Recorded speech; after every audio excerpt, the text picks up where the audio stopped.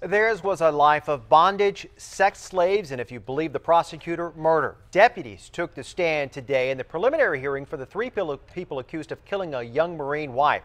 And 10 News reporter Allison Ash is live in Vista with the mistakes that made one of them that may have led to this arrest. Allison.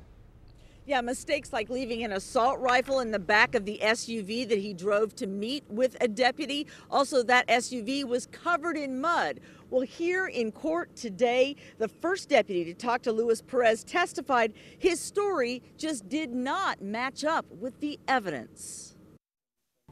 Testimony this afternoon centered around this man, Luis Perez, the Marine who was into bondage and sadomasochism and liked his slaves to call him Ivan.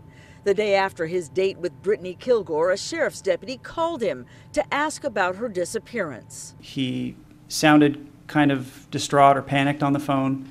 Perez was the last person seen with Kilgore on a date that she never returned from. Now he and Mistress Dorothy Maraglino, or Miss D, and their slave, Jessica Lopez, are accused of torturing her in their sex dungeon inside this Fallbrook house, then dumping her body in Riverside County. Perez agreed to meet the deputy, telling him Kilgore ditched him at a bar in the Gaslamp Quarter. His demeanor changed and he started to appear angry. His jaw clenched and he began to speak in a different tone. Perez told the deputy he looked for Kilgore but couldn't find her. He stated he figured she pulled a, quote, a Brittany, and that she had just hooked up with somebody else. Perez agreed to go to the Fallbrook Sheriff's Station for an interview, but after he left, the deputy found his car parked nearby, caked with mud, which didn't fit the Marine's story about a downtown date the night before. And that wasn't all the deputy saw. Inside the vehicle, I also noticed a black plastic rifle case that was in plain view in the rear area of the Explorer.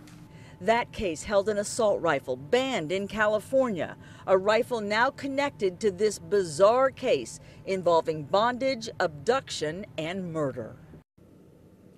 And for the third straight day, Brittany Kilgore's parents sat in the front row of the courtroom. Now, I asked her father this afternoon, isn't this tough to listen to? And he said, yes, it is, but they'll be here every day, he says, because we owe it to Brittany to be here.